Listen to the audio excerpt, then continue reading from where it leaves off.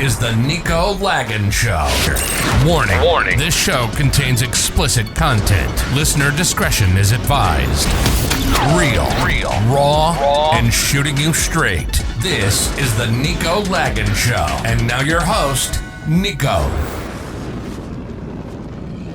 Michael, a pleasure to have you on once again. The first time we spoke about the First Amendment. And guys, if you haven't seen the video about the First Amendment where Michael, which he's a lawyer, obviously that's why he's on the show, to give us a legal perspective.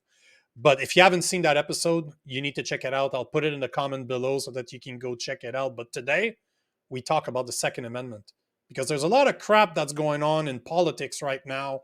And the Democrats, especially Kamala Harris, is talking a lot about guns. And Michael today is going to help us figure out if what she's saying goes against the Second Amendment from a legal standpoint. So thanks for being on the show, brother. It's always a pleasure.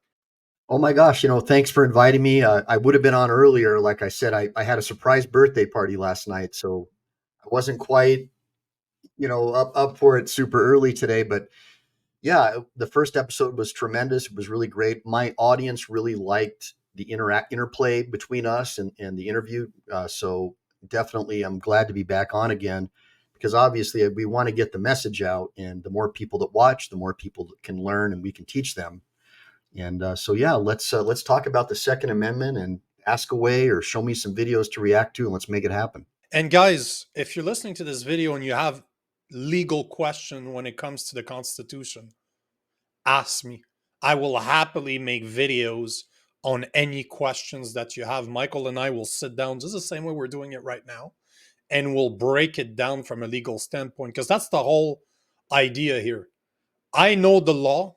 I understand the law. I know what is right and what isn't. But Michael's a lawyer. I'm just a content creator at the end of the day. I'm a historian, content creator. But we got a guy that's what he does for a fucking living. So this is why he's here. This is why he can break it down from a legal standpoint, because at the end of the day, this is what matters. The Constitution was written for a reason. And it's not a coincidence that free speech and the Second Amendment is about being able to own guns. It is not a coincidence that the two First Amendment are what freedom is based upon. So let's check out the first video because, man, I've spoken about those videos a lot over the past couple of weeks because they blow my mind. Absolutely blow my mind. So let's listen to this one, and you know what? We'll listen to the two of them, and then I want to see what you think. So let's do this. Who believe that every person in our nation who should have the freedom to live safe from the terror of gun violence will finally pass red flag laws, universal background checks, and an assault weapons ban. Your gun control agenda? Yeah, I think it's a great idea, but I mean, listen, I don't think we lack for great ideas. As I've said many times, we've been having great ideas for decades. The problem is that Congress has not had the courage to act. And that is why, from the beginning, I have said, my agenda includes attempting to get Congress to act, but if they don't within the first 100 days of my administration, I'm going to take executive action. Because what we need is action. Let's put it into perspective. So the two videos, the first one is talking about how she wants to pass universal background check. She wants to put in place red flag laws, and she also wants to ban assault weapons. And the second video, she is saying that if Congress does not pass the laws that she wants to be passed, she will pass them through executive orders. Within the first 100 days of her administration, she will pass the gun laws that she wants if Congress doesn't do it. Is that even legal? I mean, first of all, the way all of these schemes, these legislative schemes, executive action schemes, are a backdoor attempt to create a gun registry. That's really what this is all about. is the ATF, which we all know means always think forfeiture, because that's what they're tasked to do, to strip you of your Second Amendment rights or your FFA license. So ATF, always think forfeiture. Until recently, they even got to write their own laws. The Supreme Court finally shut that garbage down. But what a joke, like a fifth column, right, that can write their own laws. Insane. But with respect to executive action, my understanding of what she said is, if Congress won't, do all these things to strip people of their Second Amendment rights, then I will take executive action. Now, I don't know what that executive action would be. I have heard people speculate that she wants to do some kind of a gun buyback program where the federal government will give you a bunch of money to buy back your guns. So use my tax dollars to strip people of their firearms. Great. And, she may very well be able to do something, maybe pull the funds from somewhere to do something like that. It'd be a good political scheme. All the cat ladies would love that. But I don't think that it would really do anything to help. And then, of course, the rhetoric is what I guess I have to. All these arguments that she makes lack any foundation. Like Newsom said recently that the number one cause of death is gun violence or something among children, which is not true. And then when they count gun statistics, they count justifiable homicides where the police shoot someone who was trying to shoot someone else, for example, or someone acted in self-defense, or someone even shot themselves in a suicide. But the left wants to say that they use semantics, and they need to have an uneducated populace who doesn't understand critical thinking. They need almost a faith-based religion where they can get people whipped up. I don't know, some people call it wokeism, that like a new religion. And if they can do that, then critical thinking, they don't need to convince you with critical thinking. It's gun violence, right? But in reality, people, if they're not going to shoot themselves with a gun, they can take their lives another way. It's still going to commit suicide. Let me stop you there, because I agree with everything that you're saying. I talk about this stuff all the time. But it's really, what I'm really curious is from a legal standpoint. When it comes to the Second Amendment, is to protect yourself against women like her.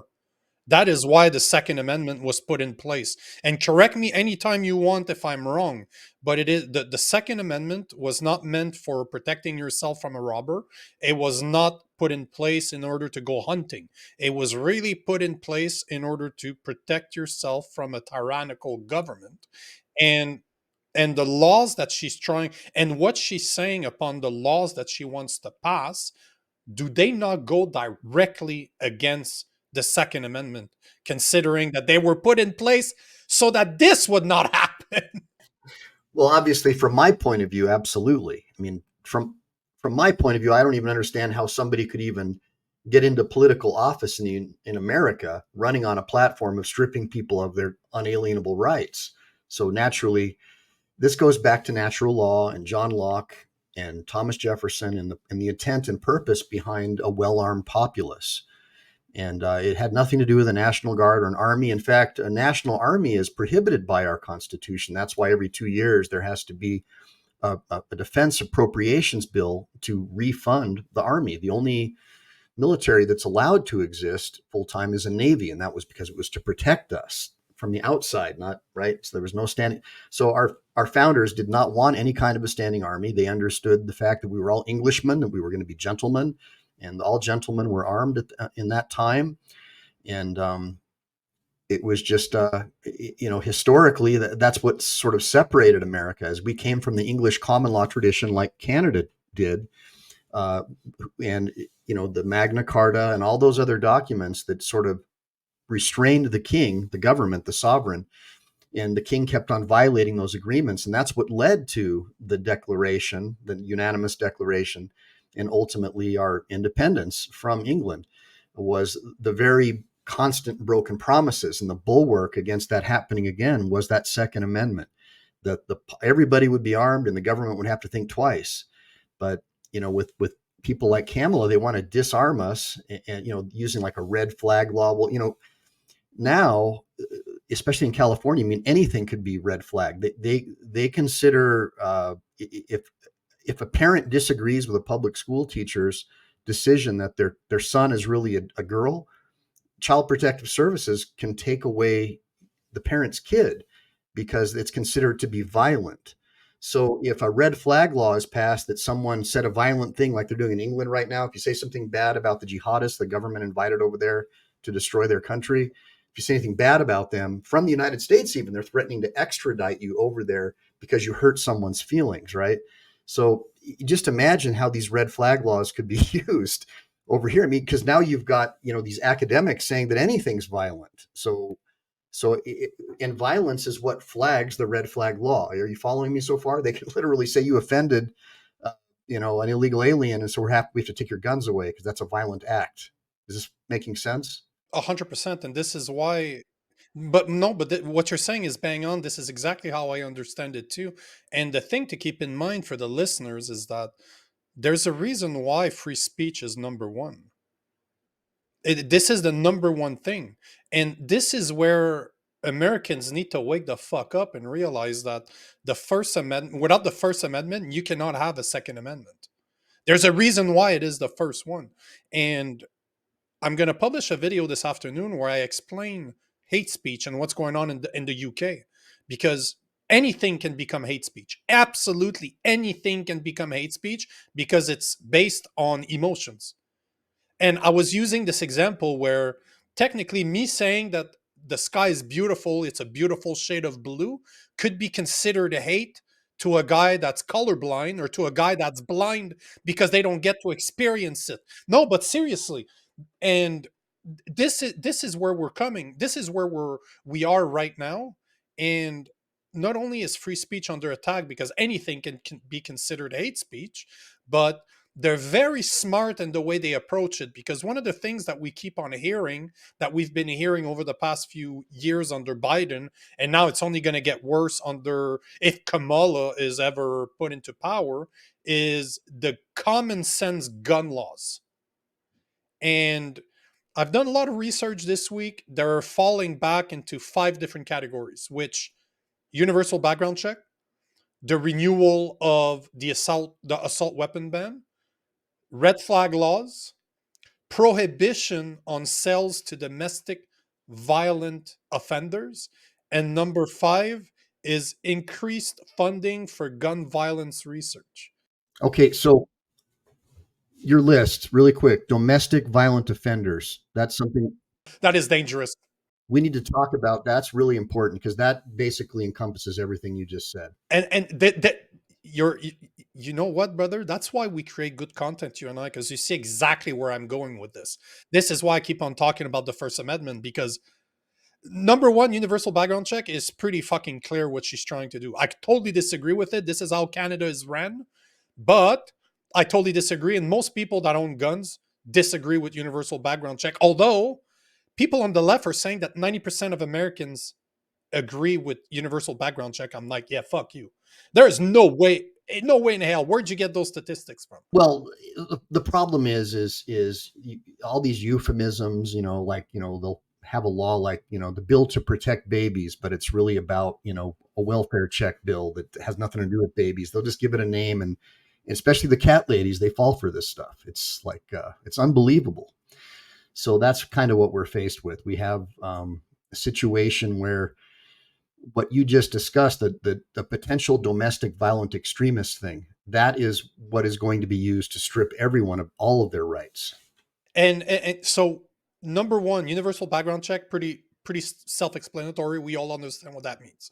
Renewal of assault weapons ban, we get it.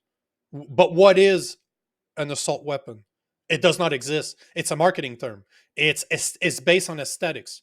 Because you have a gun that's black with a retractable stock with a pistol grip, that's dangerous. That looks scary. And a bird cage on the muzzle instead of a. Oh, you have a muzzle brake? Oh no, that's a silencer. Which a silencer does not fucking exist, by the way. Stop calling it a silencer. It does not exist. But a weapon, like an assault weapons ban, is basically you're going to ban guns based on their looks. Because it has nothing to do with the firing mechanism, because fully automatic guns have been outlawed in the US for 80 years. Unless you have a special permit, they've been outlawed for 80 years. So people like you and I we cannot buy a fully automatic gun. You can buy an AR-15 that is a semi-automatic gun, meaning that every time you pull the trigger, there's one bullet that goes out. There's no difference between that and a hunting rifle. And I would argue that the AR-15 is probably one of the best platform for hunting, because the gun that I use as a 225-pound guy on 6'1" can be used by my girlfriend at 5'4", 120 pounds, because she can just retract the stock. So a weapons ban on assault weapons does not exist. It's not possible. Those guns don't even exist because people think they're machine guns.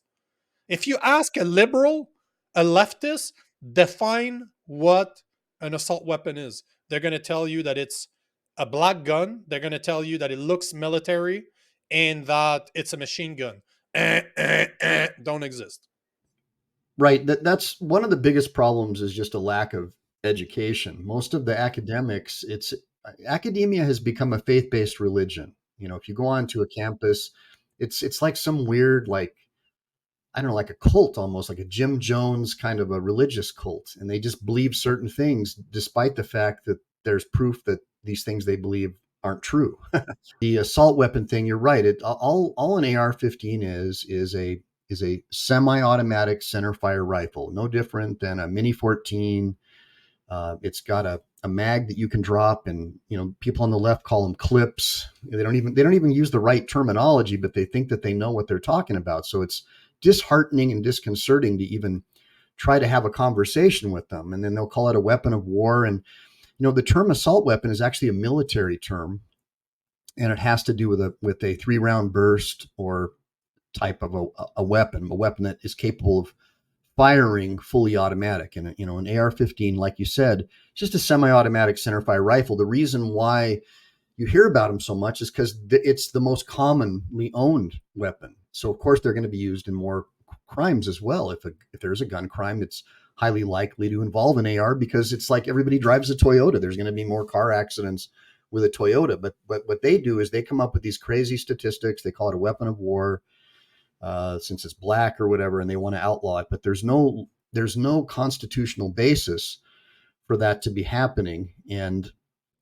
under Bunta and before that, not Bunta, under the Bruin case, and before that, cases like Heller and Miller, it's pretty clear that any weapon that can be bearable, all bearable arms that you can carry, a bearable arm is lawful for you to bear, including, to be frank, a 3-round burst M16. You should be able to own one of those because it's part of your duty. All males 16 and over are irregular militia.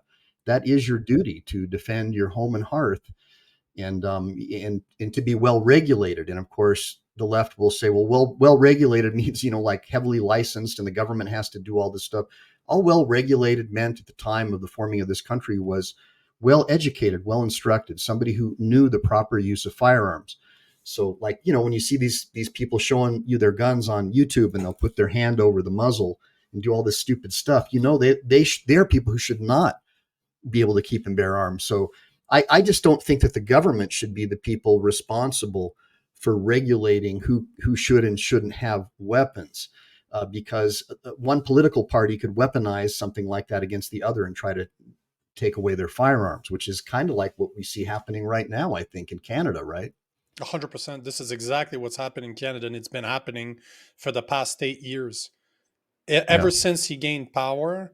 Yet, what the funniest thing is that in 2015, before he got elected, he ran on a platform saying that he would not confiscate guns, he would not ban guns.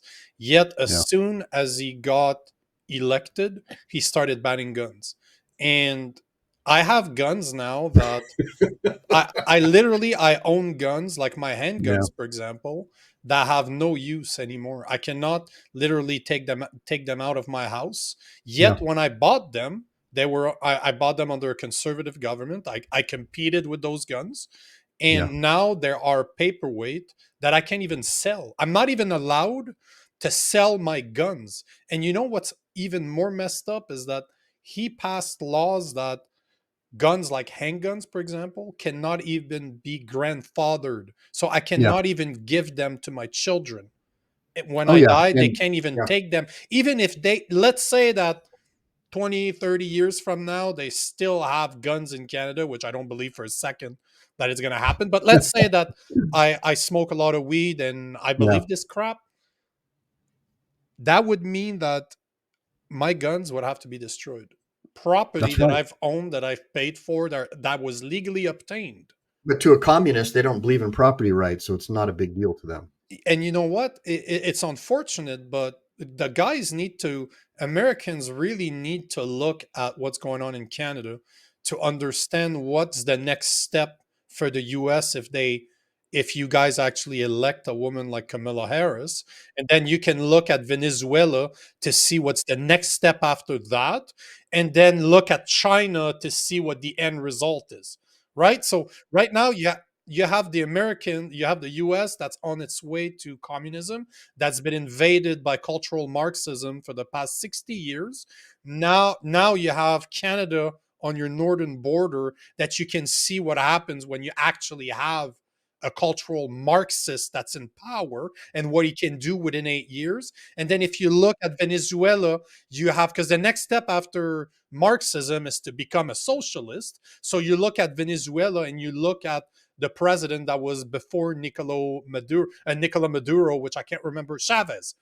If you look at Chavez in Venezuela, that was put in president as a fucking socialist, and what him and Maduro has done to the country over the past 10 to 20 years, then you can see what the next step is. And all you have to look is at Cuba and China, where China is communist. So they really went from being the Americans being free to being under a cultural Marxist, under like in Canada, then under a socialist in Venezuela, and the final stage of communist is what you're seeing in China. So Americans have no excuse to not understand what's at risk here. What is the cost of a voting for a woman like Kamala Harris? And the big difference between, because I say that Kamala Harris is the American version of Justin Trudeau. But even when I say that, it's not even true, because she's worse than Trudeau.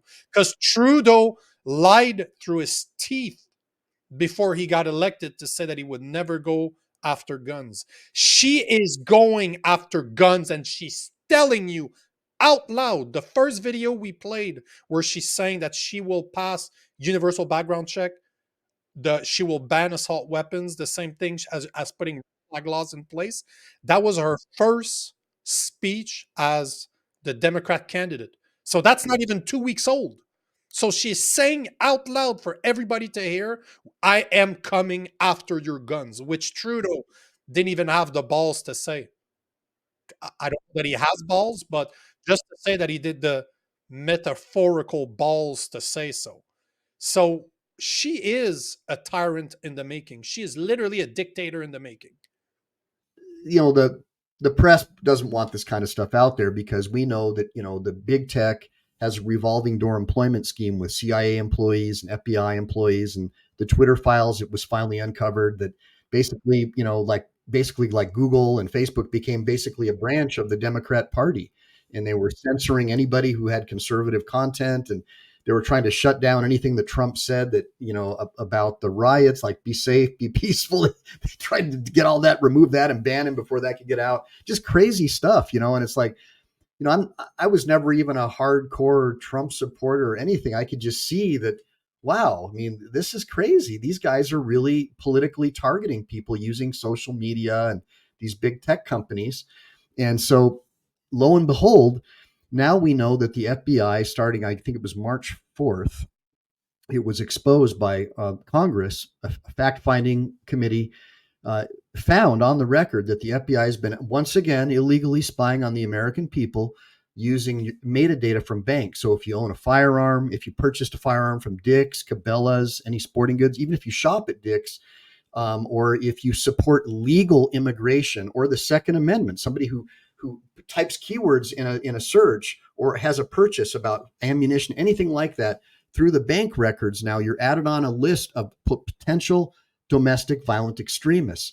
And so I think it was fourth or fifth down on your list. That is what is going to be used to take away your firearms. And they're already doing it in England right now with their speech law. So I predict they're going to try to pass, the left here will try to pass thought police laws, Orwellian thought police laws, like those that exist in Canada and the UK right now, today. Bill C-63, if anybody's interested in the laws that you're referring to in Canada, I'm sorry to cut you off, but Bill C-63, and you can check a podcast that Jordan Peterson made with a lawyer by the name of Pardy, P-A-R-D-Y, posted it on April 25th from memory. That podcast will blow your fucking mind. It will scare the shit out of you because they go as far as pre-thought in the law. If you're so, not only can people go after me as a content creator, I'm in shit. I'm in very big shit considering if this is passed. Oh, and we will be out within 2 months. And not only, and that's the thing, if I said something that could be taken any way to harm people's feelings, they can go after me. They could put a complaint after me just because it was hateful speech, and it's done anonymously. I will never face my attacker or my accuser. The United Kingdom right now, you got the chief of police or whatever of the UK saying he's going to extradite people from Canada and the United States if they offend the jihadists that they invited over there. If you offend any of these jihadis that we flooded your country with, we're gonna extradite people like Musk, like people like you and me. If we say anything about how that doesn't make sense, like why would you have a hotel filled with people that are raping and killing like kids, 1,400 of them, and the police don't do anything about it? Finally, the locals get pissed off and do something about it. And all of a sudden, all these globalists come out they all have the same signs. And obviously somebody's doing this, creating all this, this is like like a Soros, right? Big bankers organizing all this crap, calling all the locals who are from the UK racists because they simply want to have safe communities. And they don't want to have people who are jihadists being invited into their country. It's just blowing my mind. And so now that chief of police of the UK is saying he'll extradite you. So imagine now the UK and Canada are part of the Commonwealth. And so you right now, if you say something bad about those jihadis that live over there, I don't see it being any stretch of the imagination to have Trudeau have you carted off to Great Britain right now to face charges over there. And this is the insanity about everything that we're talking about. And this is why, if you go back to the fourth, so the list of what are the common sense gun laws that she wants to put in place: universal background check, renewal of assault weapons ban, red flag laws. So we spoke about those three, but the one that really scares the shit out of me and should scare every single one of you out there is number 4: prohibition on sales to domestic violent offenders, which she is advocating for closing a legal loophole to prevent those convicted of domestic violence from purchasing firearms. And let me see how I see it as just a dude, and you tell me if I'm saying what I'm saying is true or not. I know that in Canada and the US, if there is a domestic violent call, if a woman calls the police to say, my boyfriend, my husband, my partner has been violent to me, the police shows up and automatically the man is removed. No proof needed, just the fact that she plays the call. It's as bad as if I would call the police on my girlfriend because she attacked me, they would still remove me. They would remove the man by default. And it doesn't even need to be true. If there's a report being made, I'm losing all my firearms in Canada right now. I lose everything. It does not need to be proven. Just the fact that something happened and I was accused of something during the time of the legal process, they will strip me of my guns. And the thing for Americans to understand, and this is why I'm always pointing out what's going on in Canada, because my name as a legal gun owner of Canada is ran through 2 different federal databases every day. My name is ran because everything's registered, right? They know that I own guns. They know, depending on which one, they know exactly the guns that I own. And then every day, two different databases. They run my name to make sure that I did not commit a crime that would make me not a good citizen anymore. Yet, study shows that it's something like 10 times more. So, legal gun owners in Canada are 10 times safer than the average citizen. And not only that, but another something to point out, because this is what's coming your way. The government right now can show up to my house any day they want without notice to inspect that I am storing my firearms properly. No, they do not require paperwork from a judge. Just the fact that I own firearms, they can show up to my house and inspect my stuff. And I'm, for the people listening to this, not seeing the video, I'm very heavily air quoting here. They can inspect my whole house without having to go through due process. And this is just because I have firearms. I have less rights as a legal gun owner in Canada. I have less right than a convicted pedophile that's been released from prison, that is suspected to be going after children or to be looking at pedophilia content online. They cannot just show up to his house and invade his house to look at his stuff. Yet they can do it to me because I'm a legal, law-abiding citizen that owns guns legally. Right. And so it's a form of political targeting. And because we know gun owners are not going to be leftists as a general rule, they're going to be people who believe in, people who believe in natural law. They're going to be the standard traditional male protector provider mentality. And that is exactly what the administrative state hates. They want women to be married to the government. The more single women with children, the better, because that is a guaranteed vote, because they'll vote based on a check or some kind of subsidy. And they'll go along with whatever the government says. And clearly, we know the government does not want people to be able to fight back. And we saw what just happened with Maduro, right? He's got groups of police out there shooting people. I just saw on the news the other day, a bunch of police guys just tore off their uniforms and said, we're not going to kill our own people anymore. We're done. So just think about that. If you have all these academics in charge and they're the police and they're the military, they're not going to take off their uniforms. They're going to be happy to exterminate people who believe in the First and Second Amendment because they've been taught to hate us from kindergarten all the way through college. White males are the enemy. But look at the UK, it's the perfect example. Because there was a video, I posted this video this week where you had two police officers show up to this guy's house. They're arresting him for making a comment in a Facebook group. And so you know the video I'm talking about. So you have two police officers, both extremely better. Like a white woman, and the dude looks like he literally looks like I could pick both of them up and smash them together like Mo did. And but yet they're 100% okay with this. And for the people out there that wants to understand the psychology between what's going on in the UK, because this is Venezuela is different from the UK because of what you just said. People had enough where even the police officers are like, screw you, I cannot enforce those laws. I cannot shoot my citizen. That's my neighbor right there. That's my brother. That's my cousin. So they're taking their uniforms off. But in the UK, the people that are paid by the government have been brainwashed for so long. Because Venezuela is 15 years ish, like somewhere between 10 to 20 years. Before that, they were a superpower in the world. Like they literally was one of the richest countries in the world.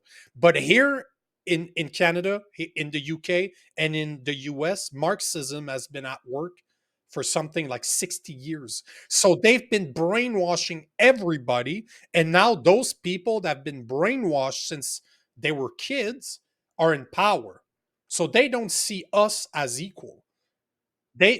So we're in a place where, and you look at the UK being the perfect example, they have no problem arresting people because in their head they committed a crime, and they believe that crime, that is a being arrested is the right thing to do because they've hurt somebody's feelings.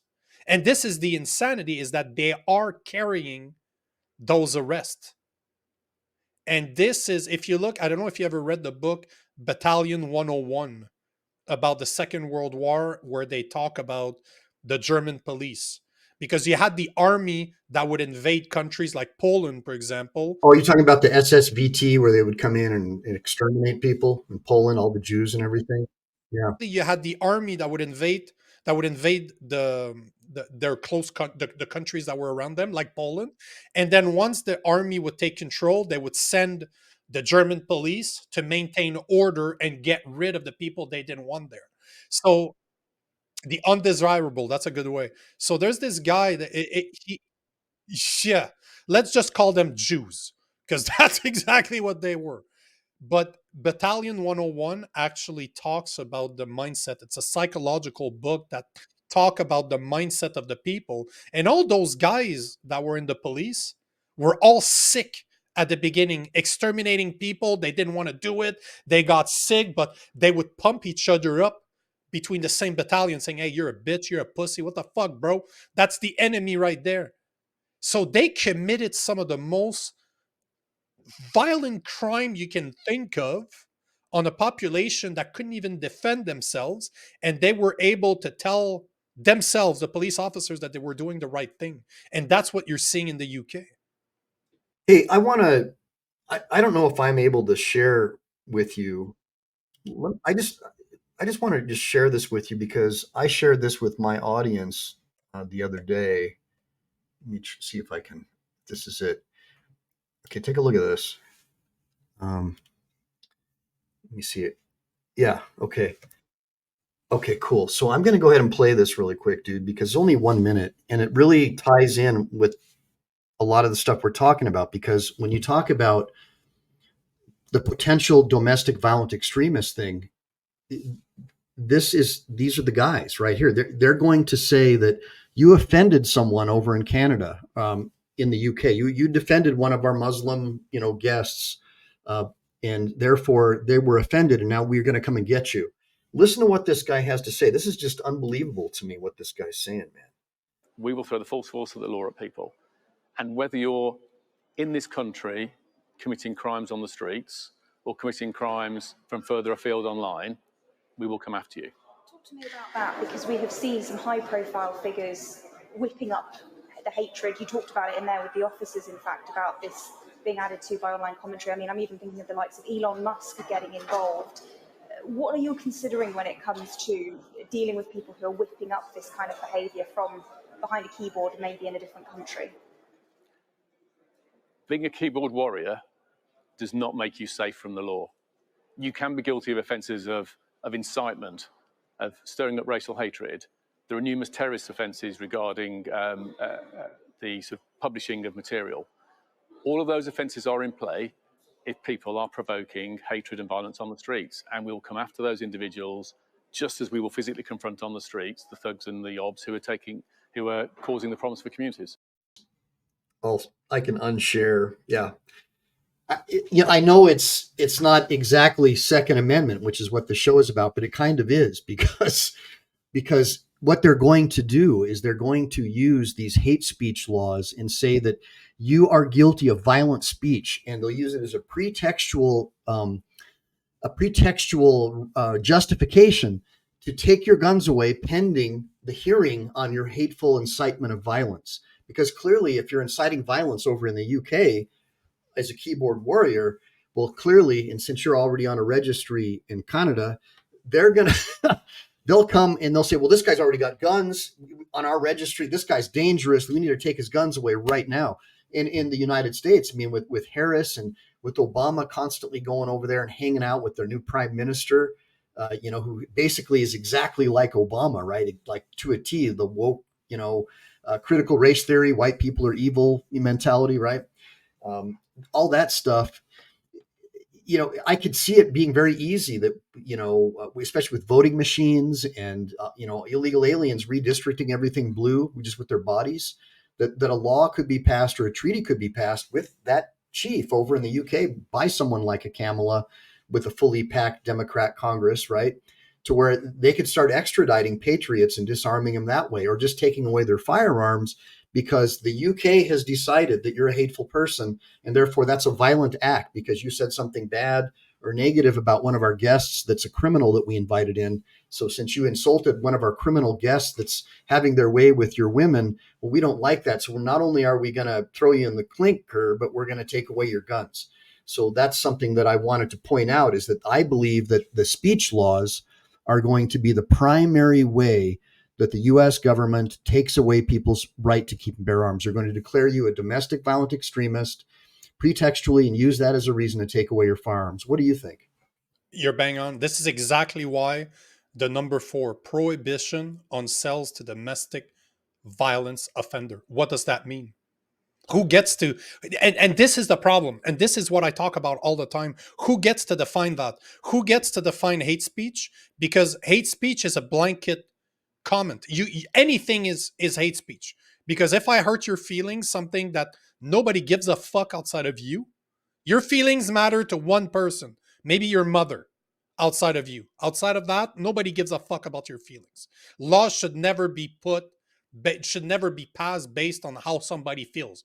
Because if you're a weak person, that means everybody everything hurts your feelings. That means everybody is a potential domestically violent.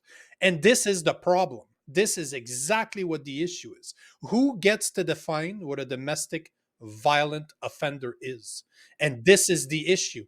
If the government is capable to invent a word like hate speech, that means that they can start defining what domestic violence is.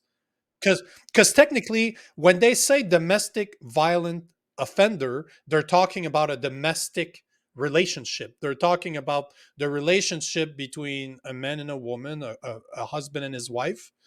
But domestic could also mean, if you're looking at it from a country perspective, right? Domestic just means that you're from that country. So they could play on that word to say, yes, we're going to sell it because if a man is violent with his woman, he shouldn't own guns. This is how they're going to sell it. But as they always do, they put crap into the bills that they pass.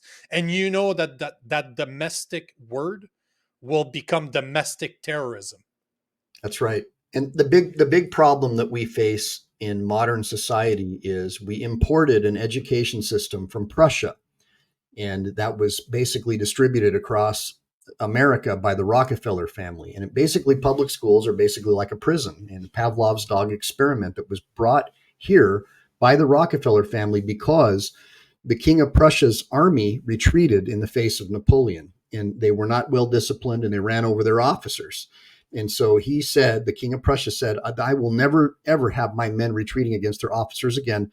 I'm going to institute a public school system where you have organized marching back and forth to classes, you raise your hand, where it's evolved to now where you've gotten accustomed to walking through a metal detector. You're becoming accustomed to not having individual rights or an individual identity. That was the point of the public school system, to create a nation of workers, not thinkers. And so that is the primary problem, is the education that we have. I don't see how we're going to solve anything, my friend, until we bring back classical education and start forming parallel systems, like people like you and I right now, forming parallel systems where we just only do business with each other. We just refuse to do business with the globalists or the Larry Finks, the BlackRock people, because they're trying to force behaviors, and we don't want that. We want to have a traditional life.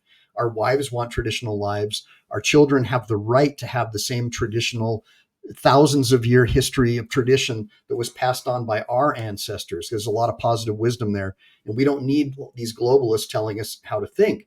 So the fastest way around it is, again, homesteading, homeschooling, in parallel systems where we work with each other. And so that's why I always tell my people, especially like guys like you, when you come on my show, hey guys, make sure to follow this guy. And, if you need any help with your videography or whatever, this is the guy you want to go to because he's going to be a go-to guy, and he's got credibility with me. And if we can start forming parallel systems like that, all the other systems are going to fall apart because they're going to realize we're outside of their system.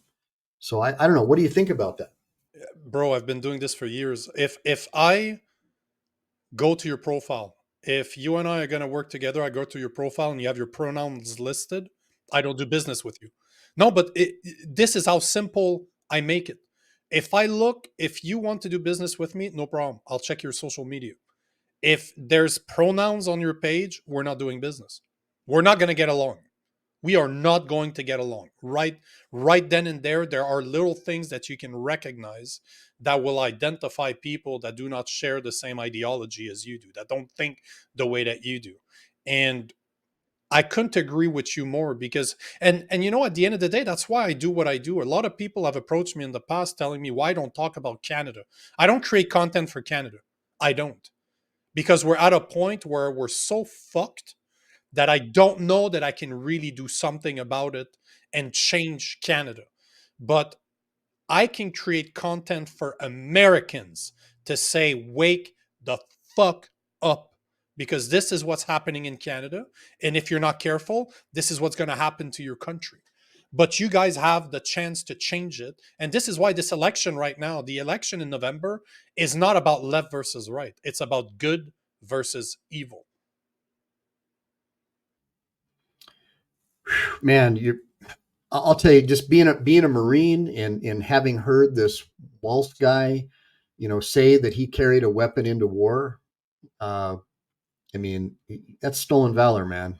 And then hearing his own command just crap all over him, talking about how he boned out right before, I guess, his retirement to get out of having to be deployed, and they're just all really disappointed in him.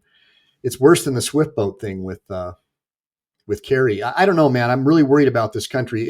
If the left was able to field a vice president and a presidential candidate like this, sweep it right out from the nomination process, it makes you wonder, like, they probably already have this election in the bag. They got the post office. That's all left wing. They're the ones who carry the votes now, right? Because it's all going to be vote by mail. They'll come up with some reason to make everything vote by mail, easily defrauded. We've seen video of people stuffing 30 and 40 at a time, which is each one is a felony. None of those people have been arrested, yet judges say there's no evidence of massive voter fraud. Are you kidding me? There's evidence everywhere. So I don't know, man. It makes me think that this is a foregone conclusion. I mean, how could they field such terrible candidates and expect to win unless they have a security policy? I think that people are just that stupid too. I think that not only are they stacking the deck in a way that they can commit voter frauds, no problem, because they've done it in the last election. The problem is also that the people believe what they're being told. A month ago, Kamala Harris was the worst VP on record.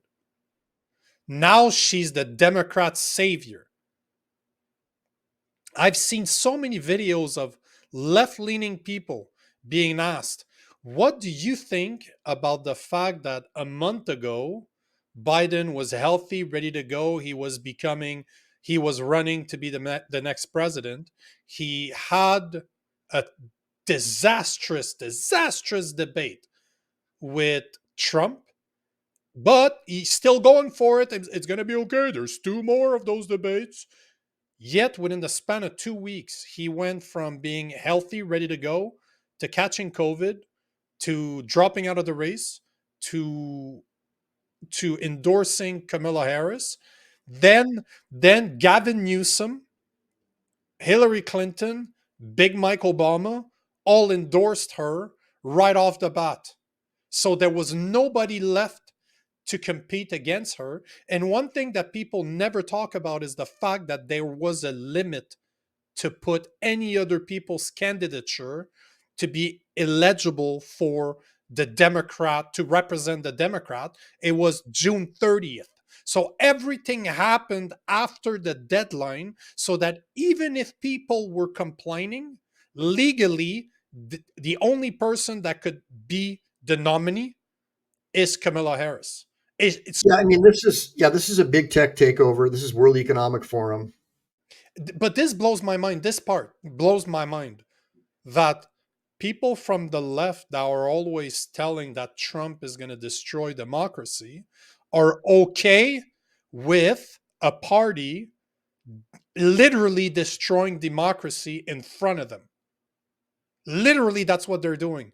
The whole candidate, the way they chose their candidate was not in respect with their own bylaws, what they're supposed to do within their party. They bypassed everything. And you know what the people are saying on the left? That it's okay because that's the only way we can beat Trump. So they're basically saying that it is okay to become a tyrant as long as Donald Trump is not in power. But those same people cannot define what a woman is, and they cannot tell me what Trump has done wrong from a policies perspective, not the fact that you don't like him, the fact that as a president, he's the best president since JFK.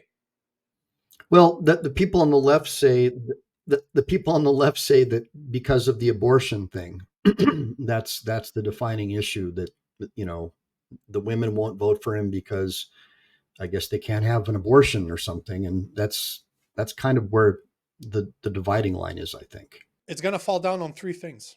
There are three things that the election is going to be about: guns, it's going to be about abortion, and it's going to be about religious rights. So you can call it free speech because of religious rights, the Second Amendment, and abortion. This is what your election is going to be about. And unfortunately, there's no debate. And I blame Trump as much as I'm going to blame Harris on this one. There's no debate that talks about those three things. There's nothing, that they're not going to address this. They're not going to address the fact that Wade Roe was overturned, not because Donald Trump doesn't believe in abortion, because that's one of the problems that I have with Donald Trump. I am not pro-abortion.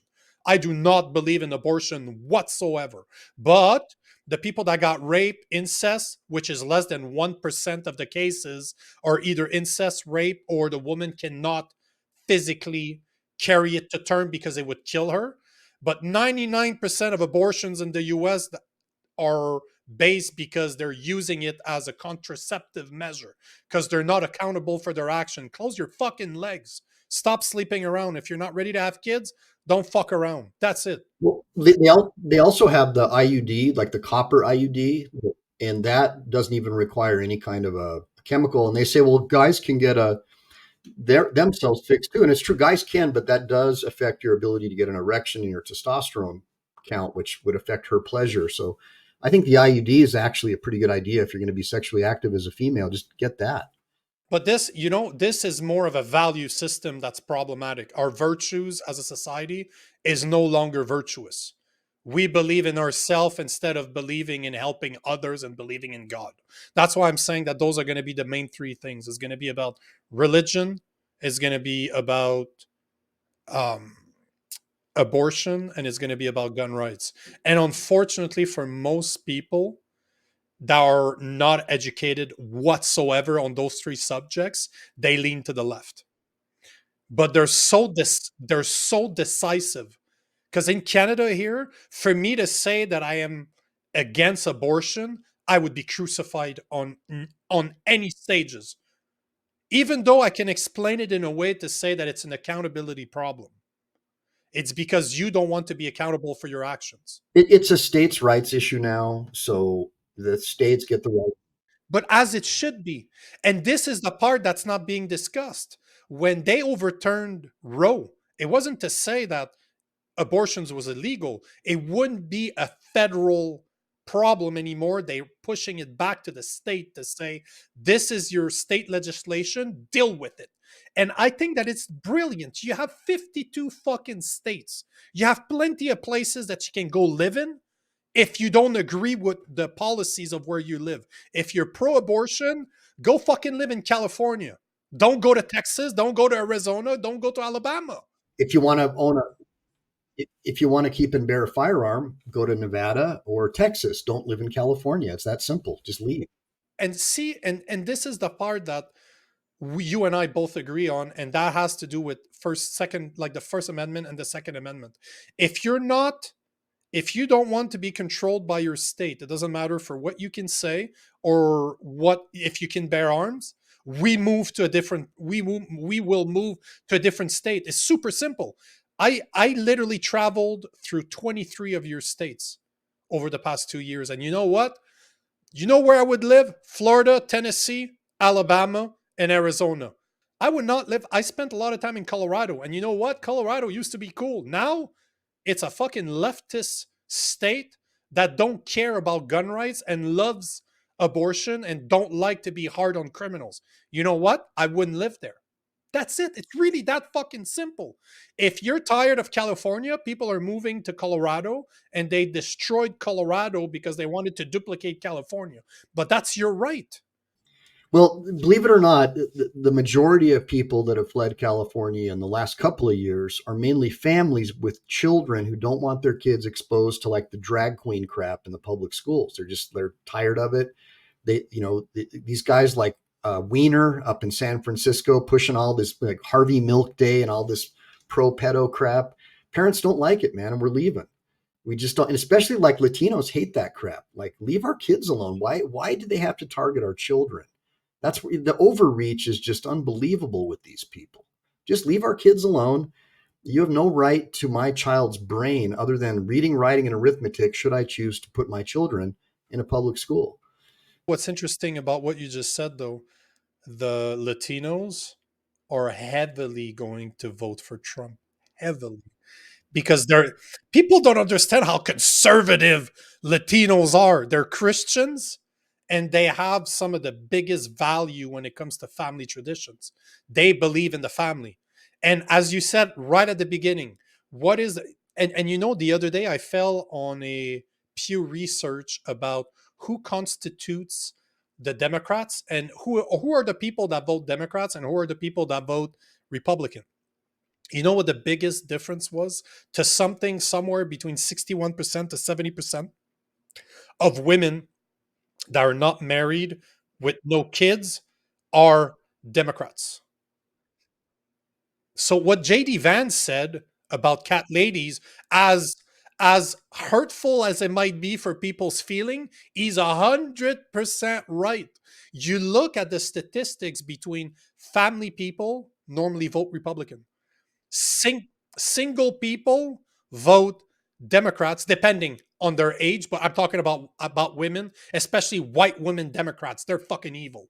They are fucking evil. They are the worst pieces of garbage that is now in the US. There are the threats. The Karens out there are what is supporting the Democrat Party. But Pew Research showed the numbers. You can literally see it black on white, and you're like, oh, Jesus, I did not realize that this was actually the case. And I think I made I did that research after JD Vance, after his comment. I'm like, is he actually right? And I looked it up. Pew Research proves it.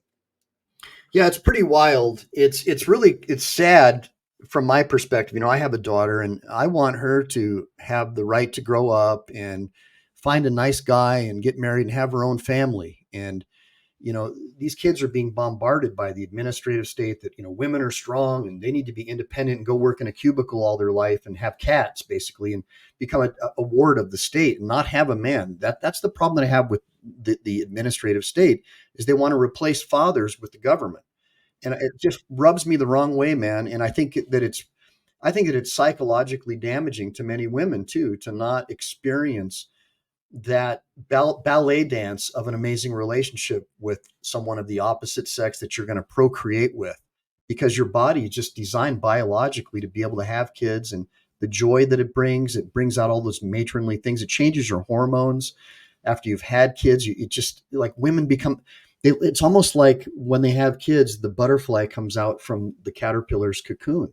That's when they truly recognize that the need to have a loyal man who can provide security and comfort so she can look after the young. And it's an amazing ballet dance. That's all I can say. You know, it's the fact that the government is actually not pushing that and instead pushing hormone therapy and chopping off your boobs I mean, that just blows my mind. I don't get it, man. I don't understand it. We should talk about that. We should talk about family law eventually, because this is something that blows my mind, and you're absolutely right. And it's done on purpose. Like there's a very good reason the women that vote Democrats are not family oriented. And I'll finish on this. And there's a study that was showing that on average, women are twice as likely to be depressed compared to men. And women in their 30s that are not mothers are twice as likely to be depressed than mothers. So so imagine the typical cat lady is 4 times more likely to be depressed than a guy. Well, you can tell by your interactions. You can tell by your interactions with them that they're unhappy. I mean, look at how they act at protests and stuff. It's like the person who's trapped in the car that's on fire. They call it the grip of death. If you reach out to pull them out, they'll pull you into the fire with them. That's the only comparison that I can really give. It's sad. No, I'll give you an even better one. I'm a deep sea diver, right? My next certification that I want to do is rescue, because I'm an advanced diver. So the next one is how to rescue people.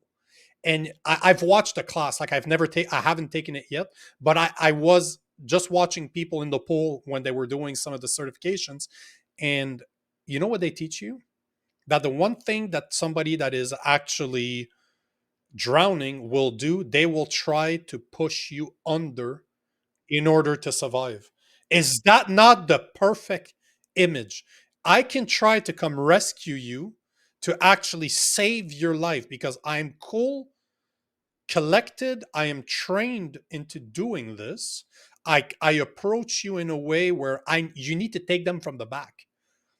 I need to do the certification to make sure, but from what I could see, they were all grabbing them from the back in a way that they kind of lock the arms in place, and then they can swim with the other arm. So they're basically they're preventing the victim from drowning me. Exactly. But this is what we're seeing. This is the perfect analogy, because this is what's going on. I'm not happy, so I need to drag you down. I need to push on somebody else's head so that I can stand up above water and feel better about myself. Right. In philosophies like critical race theory, where you teach children that all white men are evil oppressors and that all different colored people are oppressed, when you start treating people like that, it damages their mental health. 100%. And I don't know that it will come back. That's the problem. I don't know that it's so hard to undo what is being taught in school in order to instill real knowledge. That's right. It's a political religion called wokeness, and it's destroying the minds of children. And it's pervasive, unfortunately, in the judiciary as well as in academia. And I'm very scared for our country. And you're right, the Second Amendment is definitely in danger with somebody like a Kamala Harris and this other guy. I have no idea how he got selected, but clearly, as I said before, this is a globalist thing. Probably the WEF or these voting machine people already have this in the bag, along with help from the U.S. Post Office with their big rig trucks that pull up at 2 a.m. filled with ballots. Right? I just don't see any other. I don't see we have any options anymore. I think the country's pretty much done. I know you're trying to flee Canada. Conservatives are trying to flee California, but it's just like this Borg that's just swallowing us up, right? And I just don't. I want to live in the US. My goal is to live in the US. The only thing I find problematic is November. November is going to dictate if I move to the US or not, because this is what my girlfriend really wants. So do I. We would love to live in Alabama. We lived there for we were there for months, loved it, absolutely loved it. So this is the goal. It really depends in November what happens. I am hopeful. I tend to be an optimist. I'm an intelligent optimist. I see the problematics. I hope for the best, but I'm ready for the worst, right? Yeah, it's going to be rough, man. I just fear for the children. I mean, it's rough. Anyways, look, I got to go too. So let's Let's schedule. We need to finish on one thing. Prayer. Let's pray. And then we'll quit it right there. God, thank you for everything that you do for us. We are grateful for all our blessings. Please help us find the courage to stand up for what we know is right, the words to speak, what needs to be said, and the will to continue to help and serve others. Amen. Amen to that, brother. Thank you for that, by the way. That motivates me. I just turned 55 yesterday and very depressing. So God's with you, brother.